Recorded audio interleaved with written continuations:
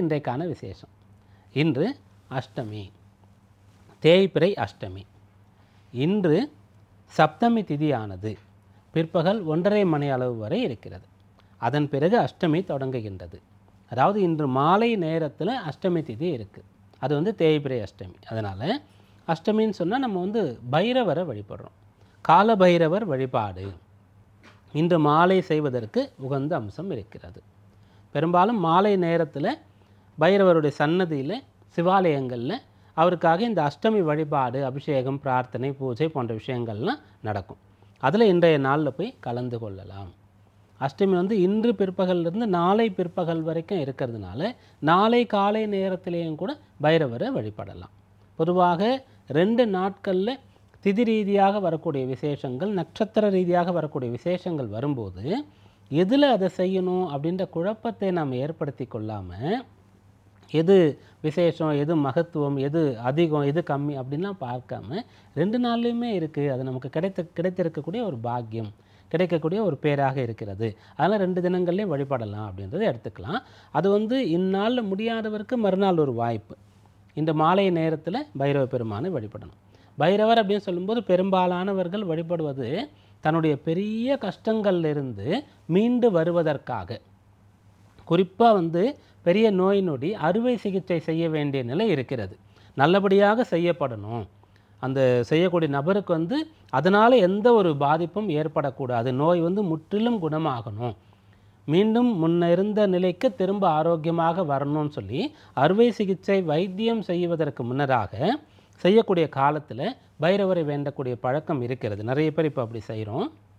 பெரிய கடன் பிரச்சனை இருந்தால் அது தீருவதற்கும், எதிரிகளால் வழக்கு சம்பந்தமான பிரச்சனைகள் இருந்தால் அதெல்லாம் தீருவதற்கும் பைரவ சுவாமி நம்ம வழிபடுறோம். இவர் சிவபெருமானுடைய அம்சமாக இருக்கார். சிவாலயத்திற்கு நாம் செல்லும்போது மூலவராக அந்த சிவபெருமான் சிவலிங்கமாக நமக்கு காட்சி அளிக்கிறார். உருவம் அருவம் ரெண்டுமே அந்த இடத்துல, உருவம் இல்லாமலும் இருக்கார், உருவத்தோடும் இருக்கார் அப்படின்னு சொல்லக்கூடிய ஒரு விஷயமாக வருகிறது. அப்படியே நம்ம பிரதட்சணம் பண்ணி வரும்போது தெற்கு முகமாக, தெற்கு பார்த்தவாறு தென்முக கடவுளாக தட்சிணாமூர்த்தியாக இருக்கார். இதுவும் சிவபெருமானுடைய அம்சம்தான். அப்படியே பிரதட்சணம் வரும்போது அந்த மூலவர் சிவபெருமானுக்கு பின்பக்கமாக லிங்கோத்பவர்னு சொல்லக்கூடிய சிவ அம்சம், அதுவும் சிவபெருமான் தான். அதன் பிறகு நம்ம வலம் வரும்போது தெற்கு பார்த்து இந்த பக்கம் தட்சிணாமூர்த்தி இருப்பது போல் பைரவர் சன்னதி அந்த பக்கம் இருக்கும். பிரம்மா துர்கையை தாண்டி வரும்போது இருக்கும்.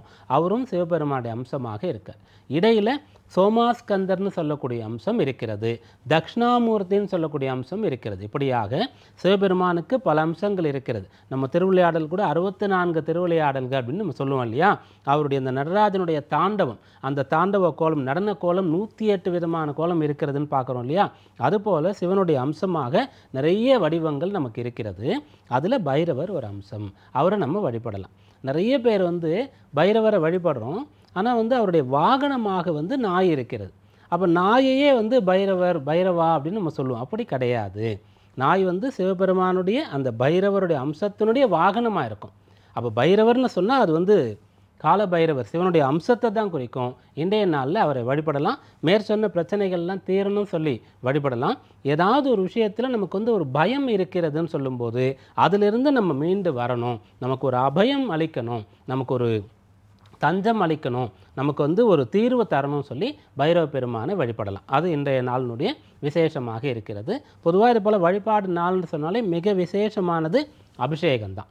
அதுக்கப்புறம் அலங்காரம், அந்த சுவாமிக்கு உண்டான விசேஷமான அலங்காரங்கள் செய்யப்படும். அதன் பிறகு இதற்காகன்னு சொல்லி ஒரு பிரசாதம் அவருக்கு நைவேத்தியம் செய்யப்படும். அது எல்லோருக்கும் விநியோகிக்கப்படும். இதெல்லாம் இந்த நாட்களில் விசேஷமாக இருக்கிறது.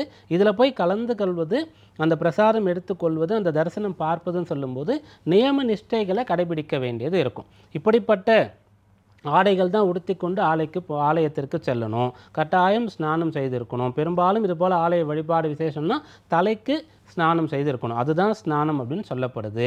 முடியாதவர்களுக்கு பரவாயில்லைன்னு சொல்லி விலக்கு அளிக்கப்பட்டிருக்கிறது. உடல் வரைக்கும் அவர்கள் குளித்தாலும் கூட பரவாயில்லை.